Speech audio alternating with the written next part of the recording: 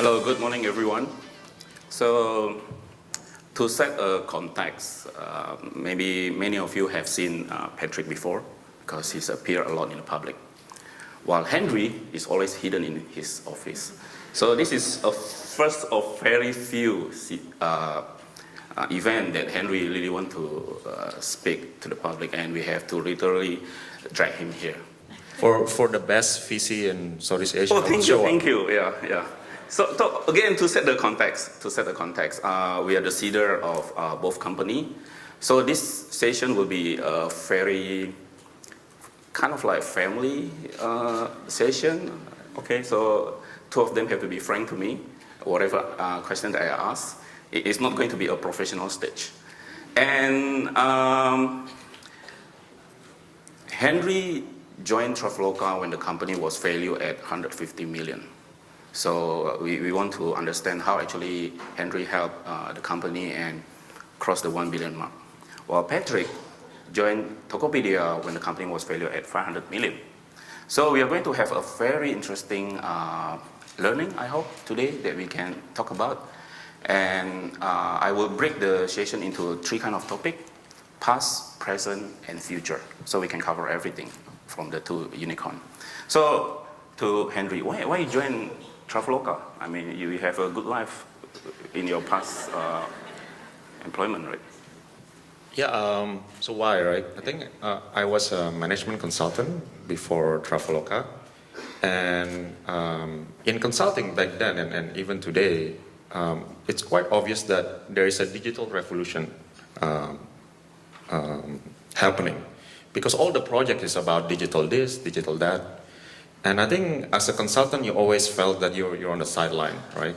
And you're missing out a lot of the actions. So I felt like, the best way to really take part in this digital revolution is not as an advisor, but as a player. And looking at the different startup back then, and remember this is early 2015, late 2014, there was no unicorn.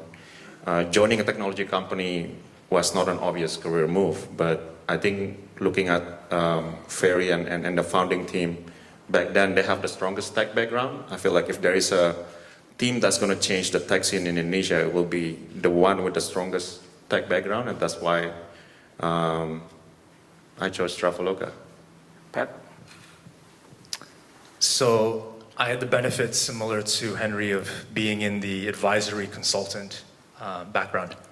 And then I was fortunate enough to join Formation to start doing technology investments. So my first investment was actually in Gojek. And when you're sitting there and you're investing and you see all of these amazing founders and let's call it the first series of presidents become very successful and really make a big impact on Indonesia or the respective regions, you sit there and figure, you wonder, why am I not doing this as well? Why am I on the periphery, right? And so I was talking to you and to Will about how Formation can invest in Tokopedia. And William basically said to me, number one, I don't need any new investors. I also don't need any advisors, right? You're either in my team or you're not. And thank you for your time. So because William wouldn't take my money, then I said, why don't you take my time instead? Okay. So I joined you, and that was about 3 years ago. So the best way to attract talent actually to reject the VC. Then something. That's one way to interpret it, sure. Yeah. So what it takes to bring 150 million company to $1 billion? What is the key driver? How did you do that? Well, it's a team effort. Like I think first and foremost, it's not an individual person's effort. It's an effort of the strong team that we had and we have in Traveloka. We like to think that our product is the one that is the key to success, winning the hearts and mind of the consumer. We really focus on the user experience and developing a really great product, even when our product was just simple. Back then, we just started with, for example, flight. And we did flight really, really well, and we do flight really, really well. And then we move on to doing hotels, right? And then we move on to other countries and expanding to other categories as well, including the things to do, the in-city activities, the local attraction activities. And everything that we do, we feel that the key to success is really great product. Okay. Yeah. Before I throw it to Pat, still with Henry, on a personal level, what are the things that you have to develop? Because running a company with such a small size and then running a company with such a big size, definitely your personal capacity have to be improved, right? Yeah, you need to be able to build a team, right? So when I joined Traveloka, I think there was almost no finance team. I joined as a CFO, and that's the initial responsibility. Over time, actually, I take on more functions, more roles. So I'm not just fundraising, so that's why maybe I'm not in the circuit as much as the other folks. You cannot do everything on your own. Ultimately, you need to be able to attract talent. You need to be able to recruit really good people to want to work with you, not for you, but work with you as a team. But you never run a billion-dollar company before. How do you know what to do? I think I have the benefit of being a management consultant, and actually I advise many big enterprise in the region on how to make their business better or turn around their organization. And I learned a lot from those experience, including what to do and what not to do, actually. And the big part of it is you need to be able to build a strong team. It sounds like very simple, but I remember the first time I joined Traveloka, the brand name was not strong then. And imagine this is early 2015. Joining a tech company was not the in thing like back then. When I recruit people, when I reach out to people, initially I would say half of the time they don't even reply to me. Oh yeah? Yeah. Now it's the opposite. Like you don't reply to them. you don't actually need to reach out. You have a lot of applications already, right? So it's. But do you reply? Yeah, sometimes. But what does it take for you to bring Traveloka, Tokopedia from 500 million to leapfrog to a billion-dollar company? Yeah, so I think I agree a lot with what Henry said around product innovation, but I also add like 3 more things, right? So the first is around the market that you're in. And so Tokopedia and the Indonesian economy, I think, grew up hand in hand. So when we started 10 years ago, then you didn't have as robust a infrastructure, payments, any of those things that are core for commerce. But over the last 10 years, I think in particular the last 4 years, then you've had a new crop of logistics providers. You had existing guys that moved more into digitalization or leveraging technology. Same with the banks and the credit card companies. And the same could be said about many pieces of infrastructure. And I think we've also been the beneficiaries of a very progressive and supportive government that have supported the digital and new economy initiative. So all of those things helped us sort of grow together. I think the second thing is around, honestly, investors like you, right? So this concept of unicorns, yes, one could say it is a byproduct of investors marking value. But you wouldn't do that unless you saw real value in the market, to my first point.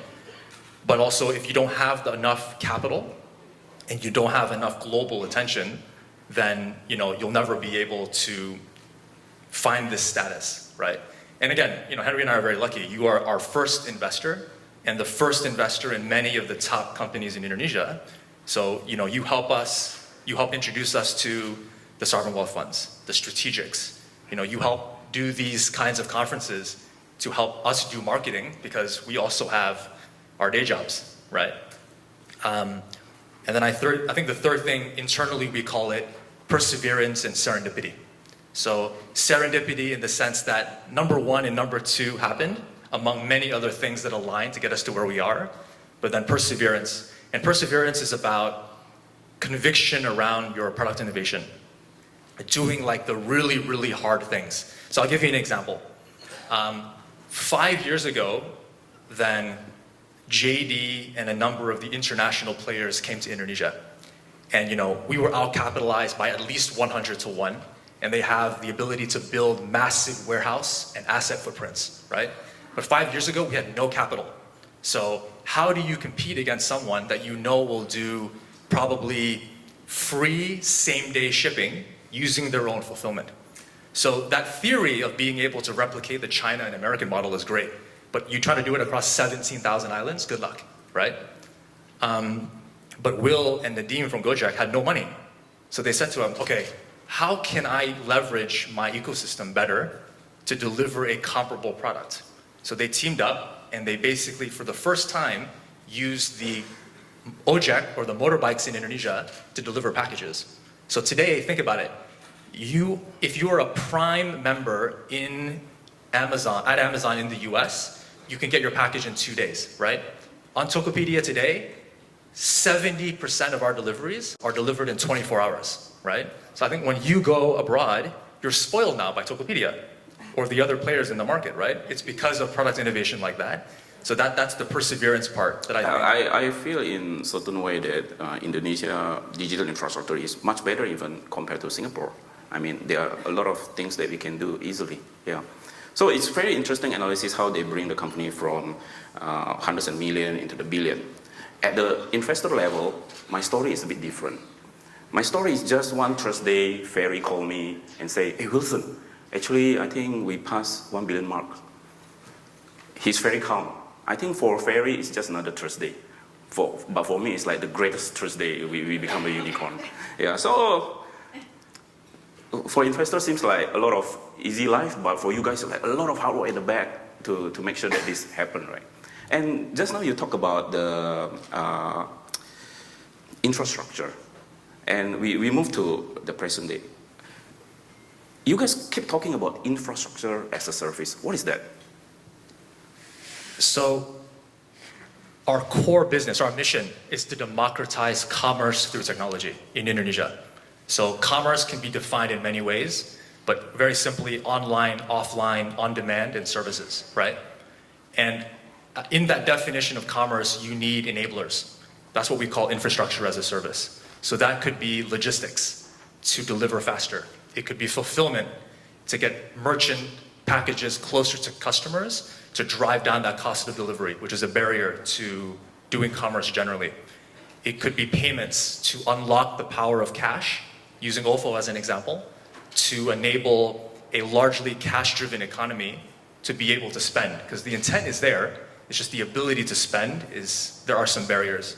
And then things like financial services to amplify the spending power of an individual customer or merchant. And then finally, we've added recently cloud. Because cloud, it's sort of like this imaginary thing that we don't think about. But if you are a merchant or a platform, like any of us, it is a significant cost for us. But it's also core infrastructure to make sure that we're stable to be able to provide consistent and stable services to our merchants and our customers. So that's infrastructure as a service. So in principle, it seems like you try to work with a broader startup, broader audience to make yourself become a platform. At one point of time, will you take over everything or you want to do everything yourself? Actually, not at all. So I think, we call it building bridges, not building walls. And, Tokopedia is good at commerce. We are not experts at logistics or fulfillment or payments, but we have very, very good partners. So, for example, on the logistics side, we work with 13 3PLs. On fulfillment, 5 warehousing and fulfillment companies. Payments with every bank, credit card company, as well as OVO. Fulfillment with every fintech player and bank. And I can keep on racking off these names, right? Even cloud is multi-cloud. So I think our intention is we know what we do well, but for everything else, we should be friends and build partnerships with the best players and partners in that particular industry. Okay. Now to Traveloka. You are the first company in Indonesia actually went abroad, went regional in 2015, 16? Late 2015, early 2016. Okay, and what drive you to go out of Indonesia? Why don't you just stay in Indonesia and conquer the whole market? A couple of things. So when we did the thinking, should we go outside of Indonesia, there was 2 points why we make the decision. Number one, we were dominant, like in Indonesia already. And I think this is a situation that other Indonesian tech platform did not have. We were the clear market leader. There is no question about it, right? So we have that luxury.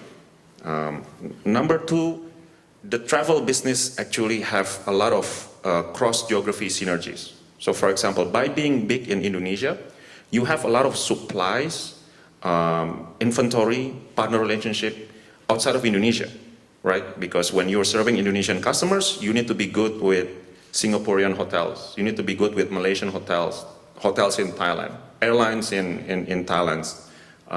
So you do have synergies. That's number two. And it makes us easier when we expand outside. Number three, we see that the same issues, problem that the users are facing in those countries are similar problems that users are facing in Indonesia. So the technology that we develop in Indonesia actually is something that we can take and use in other markets as well. So for example, the technology that we use to connect to the airlines, the technology that we use to connect to the hotels, the technology that we use to facilitate non-credit card payments, because it's a very fragmented payment ecosystem in Southeast Asia, it's something that we can leverage from Indonesia. So it makes a lot of sense as a strategy, actually. That's the top-down approach. You bring the technology from Indonesia, go abroad, deploy in other country. But every country in Southeast Asia is so fragmented. You need a local wisdom in each country to do those. You need a local management to do those. How are you going to do that? That's correct. Every country in Southeast Asia is different.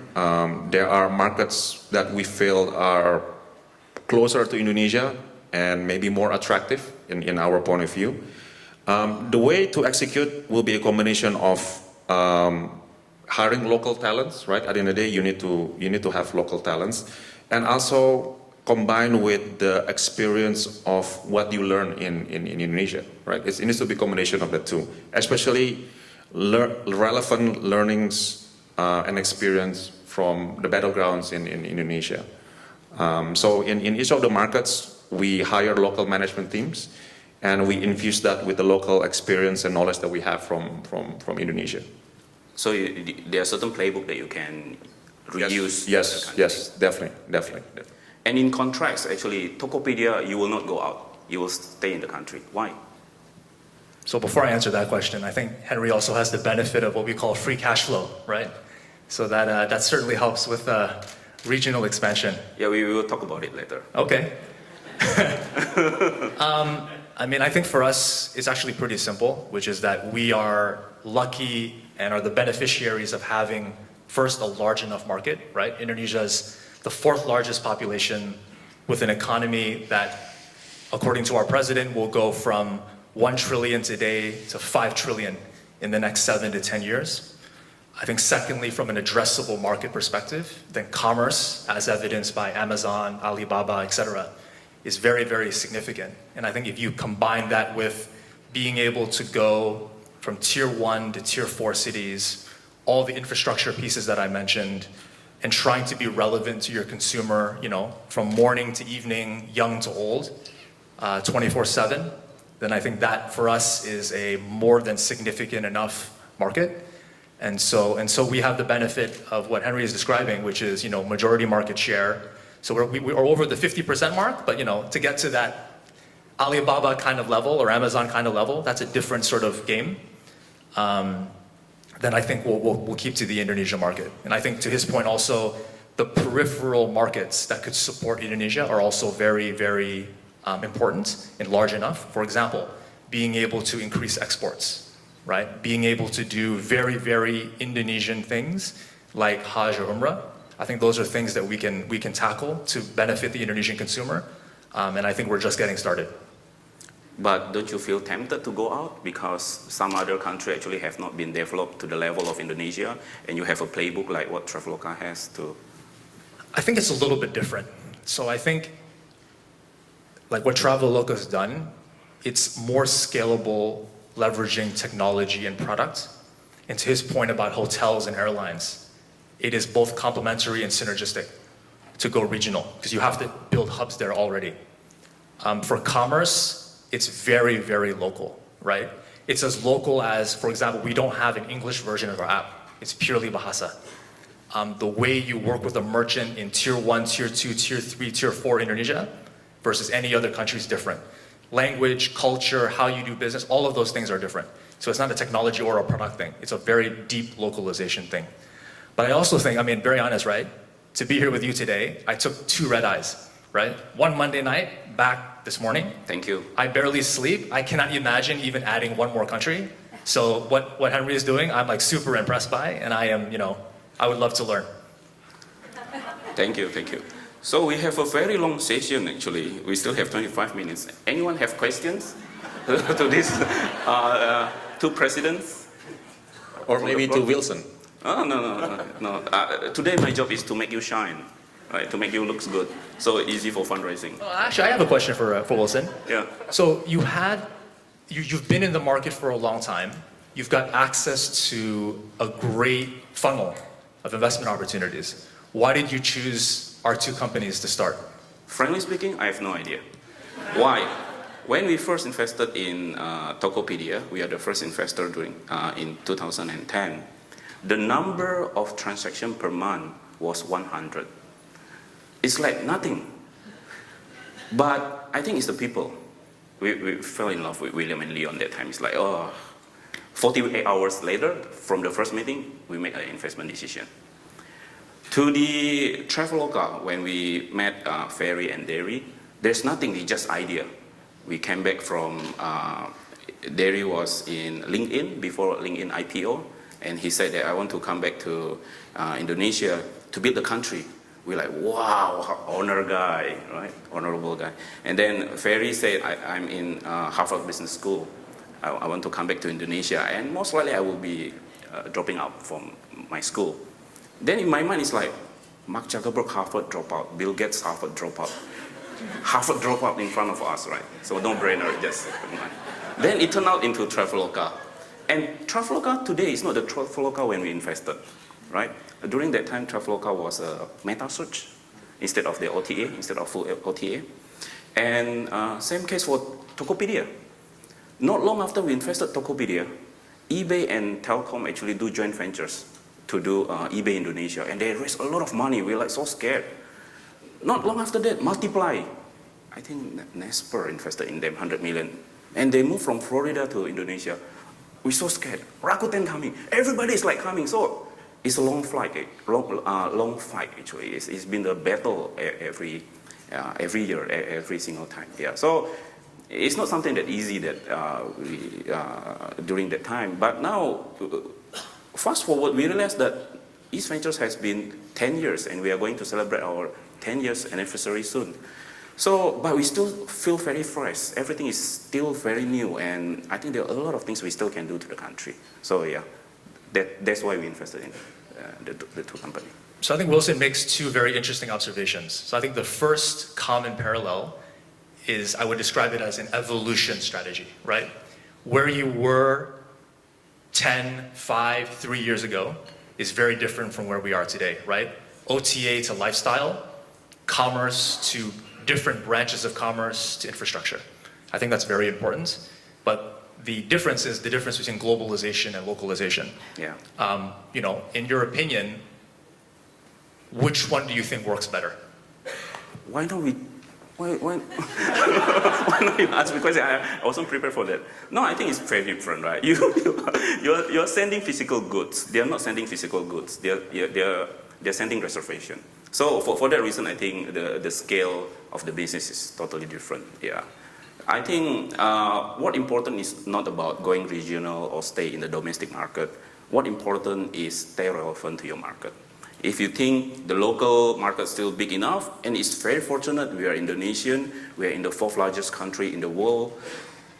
We have so many islands that actually create an opportunity, challenge and opportunity, and it's not something that easily for you to bring some technology from abroad and deploy it locally.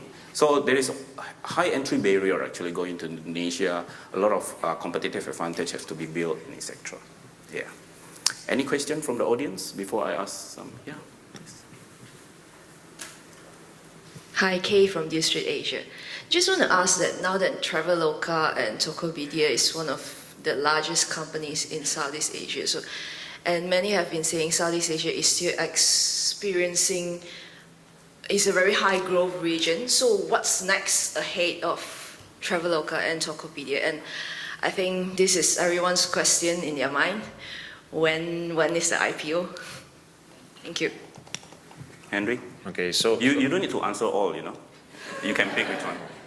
So what's next for Traveloka? I think Willson alluded to some of the evolution. We started as a meta search, and then we facilitate booking of flight, and then we moved to hotels.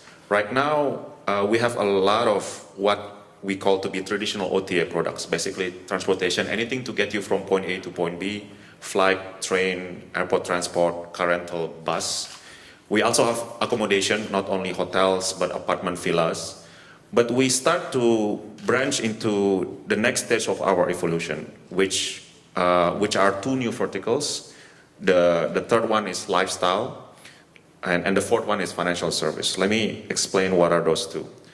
The lifestyle, the way we approach lifestyle is basically things that our users might want to do.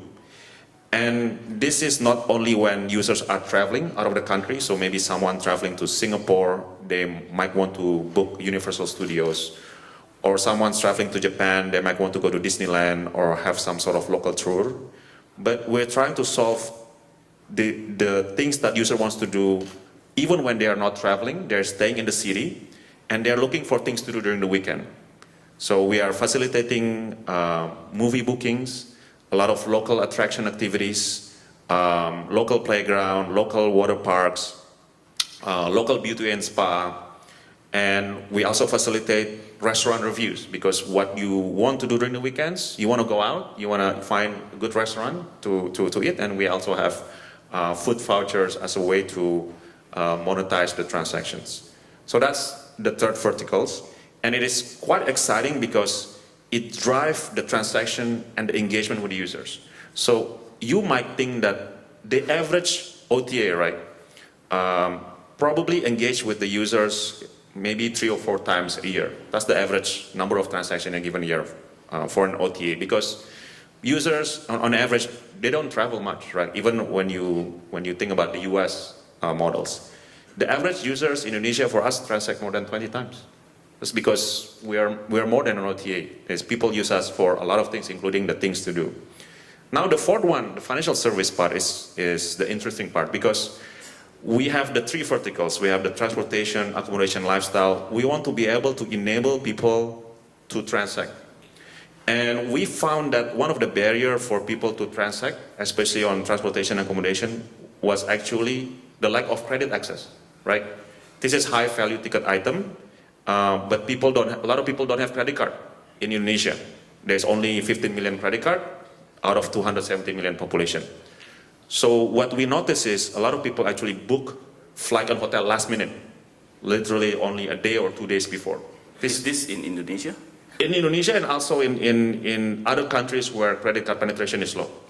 So in Indonesia, unfortunately, this kind of behavior actually is a big pain point for the users, right? Just imagine, if you don't have a credit card, you book last minute, there's 2 problems. Number one, you don't necessarily will get the flight that you want, or the hotels that you want. Number 2, you're not going to get the best price, right? Because last minute things might be quite expensive. So we actually figure out that there is this user need, and we can actually solve it, because we have the KYC and the transaction data. Is this only happen to Indonesia because of the cultural issue, or it also you see this in like Singapore?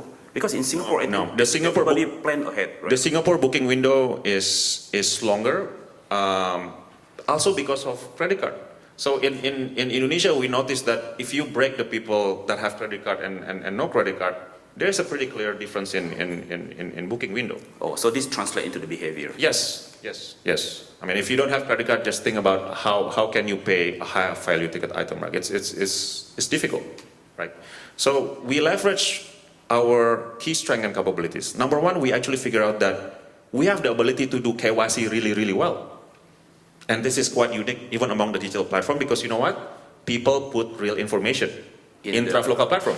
travel, yeah. Because you need to put your real usernames, real government ID numbers for you to travel. And you know where they go. Yes, and what kind of other transaction they're using. And this might not be 100, 200 transactions a year, like some of the other platform, but this is what we call to be meaningful transaction to be analyzed. Because the travel transaction, the accommodation transaction, and lifestyle transaction are the one that you can use for credit analysis, right? And so we've actually have launched a consumer loan product. We call it Pay Later. It's about 1 year plus old, and we work with few bank partners, and it has been quite a great success. It's getting close to $1 billion in terms of trajectory. So this has been an example of how we keep innovating and how we keep evolving in terms of our product innovation. So you move from large ticket item into a daily, smaller ticket item. Not daily, weekly. We're not trying to be a daily super app. I think weekly usage with a lot of context is something that we're targeting. So it's very clear distinction about Yes, yeah. I think our usage are not transactional, but it actually has a lot of information and user-generated content associated with it. So when you think about lifestyle product, it's a type of inventory that you want to browse, you want to explore, you want to discover. So you need to see how other people experience it. So if you check our platform, one of the key unique thing about our lifestyle product is there's a lot of people posting their personal experience after they go through the theme park, after they go through the water park, right? And that in itself is a key strength of our platform, being able to share and explore how other people experience with the lifestyle products. How is the traction of your financial services? It's fantastic. I think we are the only one who is actually trying to solve the underbanked. A lot of people talk about the unbanked, and I think it's great that there are digital platforms trying to solve the unbanked, but one of the big problems in Indonesia is actually the underbanked. Underbanked means the people that have bank account, but that's it. They don't even have credit cards, right? They don't even have, let's say, insurance. And with this Pay Later, we can actually evolve into more sophisticated financial products. For example, we launched life insurance last month. And maybe you will say, like, why are you selling life insurance? Actually, the problem with life insurance is a couple of things. Number one, it's hard to sell because the product itself is complicated. Number two, the ticket size tends to be big, right? And when the ticket size to be big, people needs to pay in installment.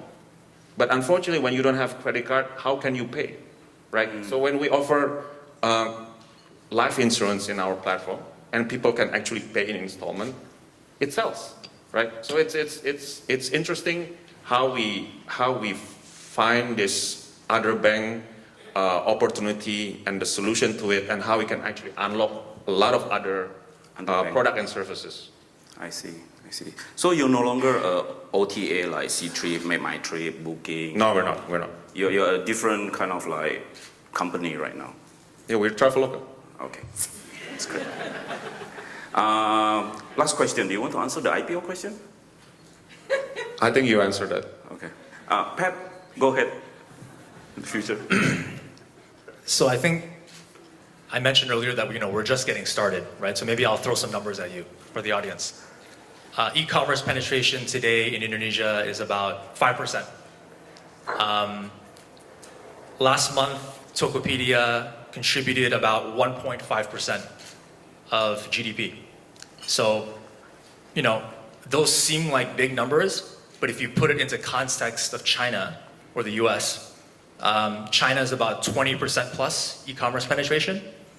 Then you think about infrastructure as a service. Every one of logistics, payments, financial services is hundreds of billions of dollars opportunity. Digital payments is 2.1% penetration.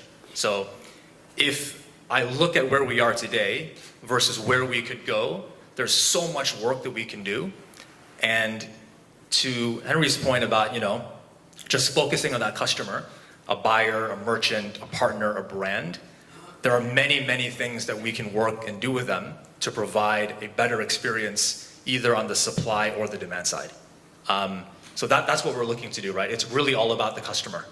And if we continue to do that, because, as Willson mentioned, the market is big enough, because commerce is big enough, and all of the other addressable markets are big enough, we just have a lot of homework to do. And then I think, Henry mentioned a lot about I call it like the lifetime or the lifetime customer journey, right? Each of those things are very important. So even within the definition of commerce, I mentioned services earlier. And I think that's actually quite similar to what he was describing. But, I just had my first son, and I looked at how my wife was discovering content during pregnancy and postnatal, whether it's services, whether it's goods. I mean, there's a lot of information out there. But to Henry's point, it's not very well curated, and it's not exactly relevant. And I think if you're in Singapore, at least you've got a lot of great content, I'd say. But in Indonesia, it's not great, right? So, I think there's a slide that was shown earlier about how we had acquired this company called Bride Story. Bride Story's second business is Parent Story, because the founder's belief was you get married, you spend a few years being married, and then you have kids. So, he wants to be part of that lifetime journey. And so we think about it the same way, because right now you can buy diapers and bottles and pumps on Tokopedia, but what's the best one? So reviews. Who's the best OB? Who's the best doula? Postnatal yoga and Pilates. The best preschool. All of those kinds of things are important to build content and engagement. Again, similar to what Traveloka was describing, but we do it from the commerce perspective. So I think there's a lot of homework that we need to do there as well. Yeah. And I think to the last part of your question about IPO, I'll answer for the both of us. Thanks. I think it depends, right? I think there's a lot of hype around like valuations and fundraising. I actually don't think that we internally or even founders should be celebrating this, right? What you really want to go for is to build the best product for your customer, whoever that customer is, Indonesian, regional, global, whatever. And in the traditional business sense, it has to be done sustainably. I think we are the beneficiaries, because of folks like Willson and the market, of being able to get access to very substantial amounts of capital. But how you invest that capital is super important as well, right? Which is why we call ourselves growth companies. But at the same time, there are many examples of OTAs and commerce companies where we know how to make money, right? So do we make money on our core businesses? The answer is either almost or yes, right? But then should we be investing in infrastructure as a service on complementary businesses, whether it's another vertical or another region? The answer is definitely yes, which is why we do what we do. So you no longer burn money right now? Because Jakarta is so hazy right now. I thought you guys burning money literally. Oh. I think that's a different kind of burn, Willson. Sorry. But I think the motto internally is, you can burn what you earn for the core business. Everything else, we invest in growth, in infrastructure. So I think one of the key tenets to be able to be IPO ready is that you need to be able to at least have the path to profitability. And I think OTAs and commerce companies have proven this. There are many examples of this in the world. You need to have healthy enough markets. And I think the third thing that everyone is starting to see more of is that you need the right corporate governance structure. And I think that's something that we're all working towards. And when those stars align, I think that's the right time to go in IPO. But burning money is sometimes related to the competition, right? You see the two green guys, right? And how about the competition at your level? Maybe Henry. How about OYO? At the end of the day, when a foreign platform try to enter Southeast Asia or Indonesia, especially if they are in the travel ecosystem and the lifestyle ecosystem, they will find that because of our size and dominance, they need to work with us, right? If you are a hotel chain, you're trying to reach out to the local Southeast Asia consumers, especially Indonesian consumers, you need to work with Traveloka. And we are the largest hotel channel in Indonesia. we are the only one who can reach local Indonesian consumers. And if your market is targeting the local Indonesian consumers, you need to work with us. So you're working with them right now? Yes, with OYO, yes. I see. And recently, you guys also rebrand Jakarta Terminal 2 Airport as Traveloka Terminal. That's really cool, actually. Why you want to do that, and why they want to give it to you? Well, I think it's a really good sign that the government and the ecosystem in Indonesia in general is quite open to what the digital companies is able to do. So the context of this is that we are working with the airport authorities in Indonesia. Is this the first time in the world that there's this kind of like collaboration? I think so. Where they ask us actually, hey, can you help us improve the user experience? And this is with the first two terminals. Actually, it's the older terminals in Jakarta, and the one with the most traffic, because the terminal 1 and 2 is actually domestics, right? There's actually many more traffics going through these terminals. And they asked us, like, can you help us improve the user experience, right? Because if you travel a lot and you have experienced Changi and then you experience some other airports, you can notice the difference quite significantly.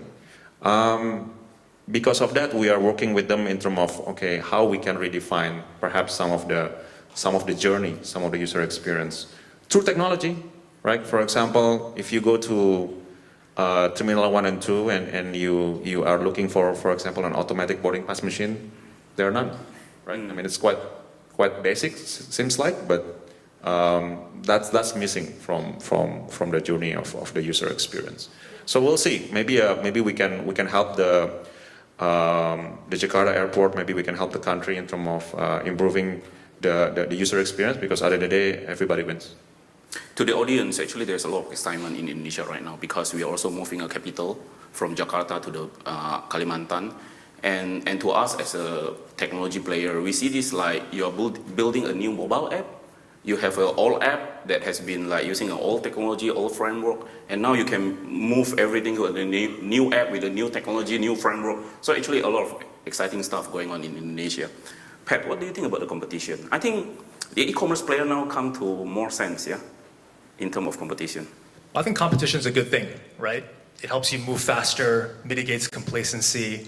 I think it really brings out, most times, the best side of what a company and founders and teams can produce.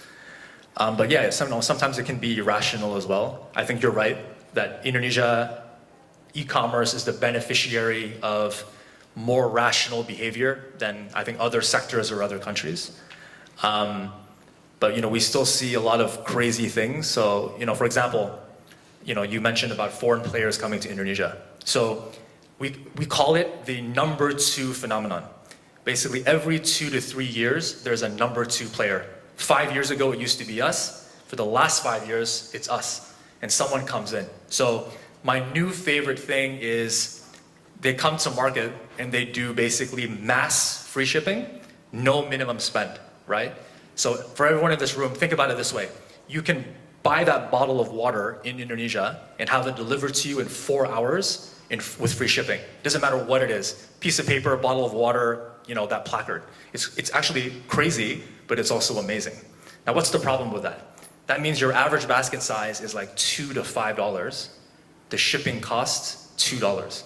So that means your burn rate is anywhere between 15 to 100%. I see. Right? Okay, so they're the one that make Jakarta hazy then? Maybe. Okay. Maybe. They're burning something, right? Okay. So, around perseverance and, sort of conviction, do you go down that route? I think the answer sometimes is maybe. But for us, I think, we also abide by, we call it the underdog spirit, because we never had cash up until probably about 3 years ago. So therefore, you're forced, as Henry said, to focus on product innovation. So you build the best delivery experience. You build the best payments experience and financial services experience. You go for the best selection and the best merchants. You don't compete on price. Do you sacrifice here and there a little bit? Yes, but you can build a more sustainable business that's allows you to serve your customer for the long term. Time is up. The 2 presidents. Thank you.